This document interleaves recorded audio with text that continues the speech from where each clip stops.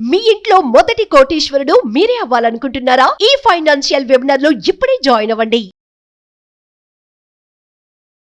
Welcome to Suman TV. నా పేరు రమా రాజేష్. నేను ఒక చార్టర్డ్ వెల్త్ మేనేజర్ని, అట్లానే మ్యూచువల్ ఫండ్ డిస్ట్రిబ్యూటర్ని. ఈరోజు చాలా ఇంపార్టెంట్ టాపిక్తో మీ ముందుకు వచ్చాను. సో రీసెంట్గా నేను చూసిన ఒక ఆర్టికల్లోని నేను అబ్జర్వ్ చేసిన రీసెర్చ్లో నాకు అబ్జర్వ్ చేసింది ఏంటి అంటే, లాస్ట్ 3 months నుంచి ఎస్ఐపి స్టాపేజ్ రేట్, అంటే ఎస్ఐపి స్టార్ట్ చేసిన వాళ్ళు ఎస్ఐపిని ఆపేస్తున్నారు.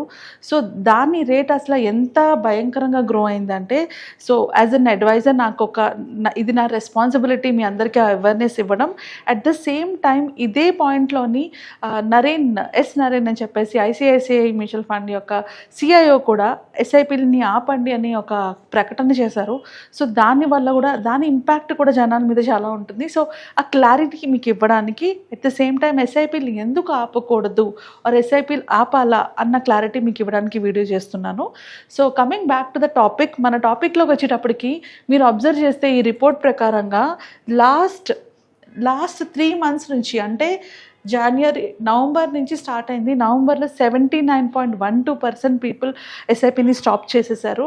అది డిసెంబర్కి 82% అయితే జనవరికి వచ్చేటప్పటికి 109.15% పీపుల్ ఎస్ఐపిని స్టాప్ చేశారు. సో నేను ఇదివరకు కూడా ఒక వీడియో చేశాను అండ్ ఇప్పుడు కూడా మళ్ళీ చెప్తున్నాను, ఎస్ఐపిస్లోని రూపీ కాస్ట్ యావరేజింగ్ అనే ఆప్షన్ ఉండడం వల్ల నాకు వాల్యూ పడినప్పుడు, మార్కెట్ వాలటిలిటీగా ఉన్నప్పుడు మాత్రమే ఎక్కువ వెల్త్ని క్రియేట్ చేసుకుంటాం. ఇంకా కరెక్ట్గా చెప్పాలి అంటే, మీరు ఒక ప్రోడక్ట్ని అంటే సేల్లో కొన్నప్పుడు, నార్మల్గా ఒక ఐఫోన్ తీసుకుందాము. ఐఫోన్ మీరు మామూలుగా కొనాలంటే ₹1,00,000, సేల్లో 80,000 ఉన్నప్పుడు మీరు ఐఫోన్ ఎప్పుడు కొంటారు? ₹1,00,000 ఉన్నప్పుడు కొంటారా? లేదంటే ఇంకొక 4 రోజుల్లో సేల్ వస్తున్నప్పుడు, ఆ సేల్ వచ్చినప్పుడు ఆ 20,000 బెనిఫిట్తో తీసుకుంటారా? సో అందరూ చేసేది ఏంటి, మనకి ఇంకొక 4-5 డేస్లో సేల్ ఉంది, అప్పుడు నాకు ఇదే ఐఫోన్ ఇంకో 20,000 తగ్గుతుంది అంటే ఆ 4-5 రోజులు ఆగి కొంటాం. బట్ అదే మ్యూచువల్ ఫండ్స్కి వచ్చేటప్పటికి మార్కెట్ పడుతుంది అంటే అర్థం ఏంటి, మనం కొన్న ప్రైస్ కన్నా ఇంకా తక్కువకే ఆ ప్రోడక్ట్ దొరుకుతుంది అని, ఇంకా తక్కువకే ఆ యూనిట్స్ దొరుకుతున్నాయి, ఆ ఫండ్ దొరుకుతుందని అర్థం. కానీ ఇలాంటి టైంలోనే జనాలు ఎగ్జిట్ అయిపోతుంటే వాళ్ళు క్రియేట్ చేసుకోవాలన్న వెల్త్ని వాళ్ళు క్రియేట్ చేసుకోలేకపోతున్నారు.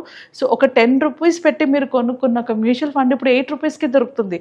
సో అలా దొరికినప్పుడు మీరు చేయాల్సిన పని ఏంటి, వీలైతే ఎక్కువ ఇన్వెస్ట్ చేయాలి. అలా లేనప్పుడు ఇన్వెస్ట్మెంట్ని కంటిన్యూ చేసుకుంటూ వెళ్ళిపోవాలి. ఎస్ఐపిలో ఉన్న మెయిన్ బెనిఫిటే అది, రూపీ కాస్ట్ యావరేజింగ్ అంటారు. అంటే ఏంటి, మనకి మార్కెట్ పెరిగినప్పుడు మన వాల్యూ ఎలా అయితే పెరుగుతుందో, మార్కెట్ తగ్గినప్పుడు యూనిట్స్ పెరుగుతాయి. సో ఎప్పుడైతే యూనిట్స్ ఎక్కువ పెరుగుతాయో, మనకి మార్కెట్ పెరిగినప్పుడు మన యొక్క ఆ unit value on an average ఎక్కువ మనకి, అంటే తక్కువకి యూనిట్ దొరుకుతుంది, ఎక్కువకి మనం సేల్ చేసుకునేటప్పుడు ఆ డిఫరెన్సే మన ప్రాఫిట్ అవుతుంది. సో ఈ కాన్సెప్ట్ అర్థం కాక ఎవరైతే మ్యూచువల్ ఫండ్స్ ఇన్వెస్ట్ చేస్తున్నారో చాలామంది ఎగ్జిట్ అయిపోతున్నారు. అందులో ఎగ్జిట్ అయ్యే వాళ్ళు మోస్ట్ ఇంపార్టెంట్ పీపుల్ ఎవరు అంటే, ఎవరైతే ఓన్గా ఇన్వెస్ట్మెంట్స్ చేసుకుంటున్నారు. సో ఓన్గా ఇన్వెస్ట్మెంట్స్ చేసుకునే వాళ్ళు మీ మైండ్లో పెట్టుకోవాల్సిన మెయిన్ ఇంపార్టెంట్ పాయింట్ ఏంటి అంటే, ఎస్ఐపిస్లోని మీకు లంసంతో పోలిస్తే తక్కువ రిటర్న్స్ వస్తాయి. At the same time long టర్మ్లోని మీకు ఎస్ఐపి మాత్రమే ఎలాంటి వాలటిలిటీలోనైనా మీకు ఒక యూనిట్స్ని పెంచేది. సో దయచేసి మిస్టేక్గా, అంటే మీరు ఆ తెలియని తనంలోని ఆ ఎస్ఐపిని ఆపొద్దు. అలాగని కొత్తగా ఇన్వెస్ట్ చేయాల్సిన అవసరం లేదు, మీరు కంటిన్యూ చేయండి. ఇప్పుడు ఫర్ ఎగ్జాంపుల్ మీరు ఒక 20 ఏళ్ళకో 10 ఏళ్ళకో దాచుకోవడానికి అనుకున్నారు, ఒక 10 years తర్వాత మా అబ్బాయి ఎడ్యుకేషన్ కోసం ఇన్వెస్ట్ చేయాలనుకునేటప్పుడు, ఇప్పుడు మార్కెట్ పడితే మీకేంటి సంబంధం? ఇదే పని మనం రియల్ ఎస్టేట్లో చేస్తామా, ఆర్ ఇదే పని మనం గోల్డ్లో చేస్తామా? రియల్ ఎస్టేట్ ఇప్పుడు కొన్ని వెంటనే ఒక 5 లక్షలు 4 లక్షలు పడిపోయిందంటే వెంటనే అమ్మేస్తామా మనం? సో అలా అది అమ్మలేనప్పుడు మ్యూచువల్ ఫండ్స్ని ఎందుకు అమ్ముతున్నారు? మ్యూచువల్ ఫండ్స్లో ఉన్నది ఇది షార్ట్ టర్మ్ వాలటిలిటీని. సో ఇది మీకు అర్థం కావడానికి గ్రాఫ్ చూడండి. ఇది మనకి ఎడెల్వైస్ CEO రాధిక గారు రిలీజ్ చేశారు, మనకి క్లారిటీ ఇవ్వడానికి. మ్యూచువల్ ఫండ్స్ నిజంగానే అట్లాగా ఓవర్ వాల్యుయేషన్లో ఉన్నాయా, మ్యూచువల్ ఫండ్స్ ఇప్పుడు ఎస్ఐపి చేయడం వల్ల మనం నష్టపోతామని ఒక క్లారిటీ ఇవ్వడానికి ఆమె ఈ పర్టికులర్ ఫండ్ని, ఈ పర్టికులర్ గ్రాఫ్ని రిలీజ్ చేశారు. సో దీని ప్రకారంగా నిఫ్టీ 100 5% మినిమం రిటర్న్స్ ఇస్తే ఇన్ ద లాంగ్ రన్, ఇది 10-year SIP rolling returns. SIP rolling returns అంటే ఏంటి, మనం పాయింట్ టు పాయింట్, అంటే ఈ పాయింట్ నుంచి నెక్స్ట్ పాయింట్కి, నెక్స్ట్ మంత్ నుంచి ఆ నెక్స్ట్ మంత్కి అట్లా రోలింగ్ క్యాలిక్యులేట్ చేసుకున్న returns. It's not regular XIRR కాదు, రోలింగ్ రిటర్న్స్. ఇది 10-year లాంగ్ రన్లో రోలింగ్ రిటర్న్ ప్రకారంగా చూసుకుంటే మనకి నార్మల్ నిఫ్టీ 100 TRI అనేది 5% మినిమం రిటర్న్ ఇచ్చి మ్యాక్సిమం రిటర్న్ 17% ఇస్తే, ఆన్ అన్ యావరేజ్ 12% రిటర్న్ ఇస్తే, మనకి మిడ్ క్యాప్ ఫండ్కి వచ్చేటప్పటికి 6.37 minimum return and maximum return వచ్చేటప్పటికి 23.60 and at the same time average వచ్చేటప్పటికి 17% రిటర్న్స్ ఇస్తున్నాయి. అంటే అర్థం ఏంటి? So mid cap funds normal Nifty 100 కన్నా నిఫ్టీ మిడ్ క్యాప్ 150 ఇంకా ఎక్కువ ఇచ్చింది. కమింగ్ టు స్మాల్ క్యాప్, అది కూడా మనకి లాస్ అయితే లేదు, మనం ఎక్కడ లాస్ అవ్వలేదు. Minimum is 0.13% and maximum is 22.20%, on an average 14.57%. ఇది రోలింగ్ రిటర్న్, అంటే ఎట్ట నుంచి ఏ పాయింట్ తీసుకున్నా కూడా మనకి వచ్చే రిటర్న్స్ గురించి వాళ్ళు చెప్తున్నారు. ఇది నిఫ్టీ స్మాల్ క్యాప్ 250. సో ఇవి నిఫ్టీ ఫండ్స్, ఇవి ప్యాసివ్ ఫండ్స్.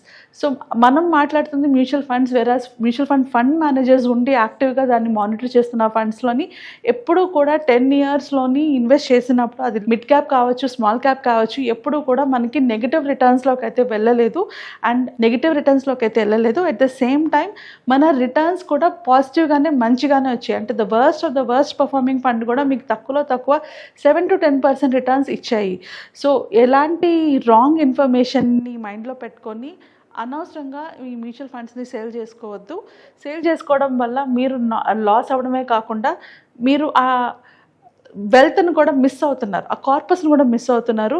దేనికోసమైతే ఇన్వెస్ట్మెంట్ స్టార్ట్ చేశారో, దేనికోసమైతే ఇన్వెస్ట్మెంట్స్ మొదలు పెట్టారో ఆ గోల్ రీచ్ అయ్యే వరకు ఇన్వెస్ట్మెంట్ని కొనసాగించండి. ఒకవేళ నేను పెడుతున్న ఫండ్స్ టాప్ ఫండ్స్లో ఉన్నాయా లేదా, నేను పెడుతున్న ఫండ్స్ బాటమ్ ఫండ్స్లో ఉన్నాయా, నేను పెడుతున్న ఫండ్స్ కన్నా బెటర్ పర్ఫార్మింగ్ ఫండ్స్ ఉన్నాయా లేదా అని తెలుసుకోవాలి అనుకుంటే అప్కమింగ్ వెబినార్ నేను కండక్ట్ చేస్తున్నాను. దాంట్లో క్లియర్గా మీ ఫండ్స్ని మీరు ఎలా సెలెక్ట్ చేసుకోవాలి, కన్సిస్టెంట్గా పర్ఫామ్ చేసే ఫండ్స్ని ఎట్లా పిక్ చేసుకోవాలి, అలానే మీ ఫైనాన్షియల్ ప్లానింగ్ ఎలా చేసుకోవాలి, వీటన్నిటి గురించి ఇన్ డీటెయిల్గా ఎక్స్ప్లెయిన్ చేస్తున్నాను. సో మీరు డీటెయిల్గా దాని గురించి తెలుసుకోవాలంటే కింద స్క్రోల్ అవుతున్న నెంబర్స్కి కాల్ చేసి రిజిస్టర్ చేసుకోండి. మన క్లాసెస్లోని మనం నాట్ ఓన్లీ మ్యూచువల్ ఫండ్సే కాదు, మిగతా ఆప్షన్స్ ఏముంటాయి, ఇన్వెస్ట్మెంట్ ఆప్షన్స్ ఏముంటాయి, మన ఇన్వెస్ట్మెంట్ ప్లానింగ్ని గోల్ బేస్డ్ ఎలా చేసుకోవాలి, ఇవన్నీ కూడా డీటెయిల్డ్గా నేర్చుకుంటాము. సో ఇప్పటికి మళ్ళీ రిక్వెస్ట్ చేస్తున్నాను, మీకు ఎక్కడైనా మీ ఎస్ఐపీలు బాగా పర్ఫామ్ చేయట్లేదు అనే డౌట్ ఉంటే ఎవరైనా అడ్వైజర్ని కనెక్ట్ అయ్యి వాళ్ళతో చెక్ చేయించుకొని మీ ఫండ్ బాగానే పర్ఫామ్ చేస్తుంది అంటే కంటిన్యూ చేయండి. అలా ఏమైనా డౌట్ ఉంటే ఈ టైం మాత్రం రాంగ్ టైం ఎగ్జిట్ అవ్వడానికి. ఇదే ప్రాసెస్, అంటే నేను ఎప్పుడు ప్రతి వీడియోలో చెప్తూనే ఉంటాను, మనం ఒక మ్యూచువల్ ఫండ్ పర్ఫార్మెన్స్ చేస్తుందా లేదా అని తెలుసుకోవడానికి 3 years టైం ఇవ్వాలి.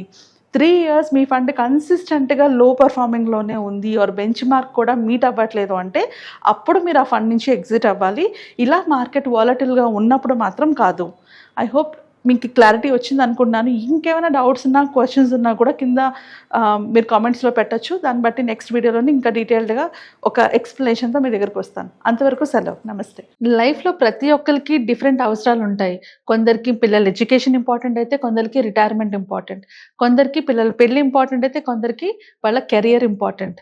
సో మన లైఫ్లో మనకు వచ్చే ప్రాబ్లమ్స్కి, మనకు వచ్చే గోల్స్కి ఎలాంటి ప్లానింగ్ అవసరం, అలానే ఆ ప్లానింగ్లోని ఏమైనా ప్రాబ్లం వస్తే ఎలాంటి స్ట్రాటజీస్ ఉండాలి, ఈ ప్లానింగ్తో పాటు ఇంకేం కావాలి, ఫైనాన్షియల్గా స్టెబిలైజ్గా ఉండాలంటే మనం ఏం చేస్తే కరెక్ట్, ఇలాంటి ఎంతో ఇన్ఫర్మేషన్ అంతా కూడా మనం కండక్ట్ చేయబోయే వెబినార్లోని డీటెయిల్గా తెలుసుకుంటాము. మీ ఫైనాన్షియల్ ప్లానింగ్తో పాటు, ఇన్సూరెన్స్ ప్లానింగ్తో పాటు ఎలాంటి ఫండ్స్లో పెట్టుకోవాలి, పెట్టుకుంటే ఎలా ఎగ్జిట్ అవ్వాలి, ఇవన్నీ కూడా నేర్చుకుంటాము.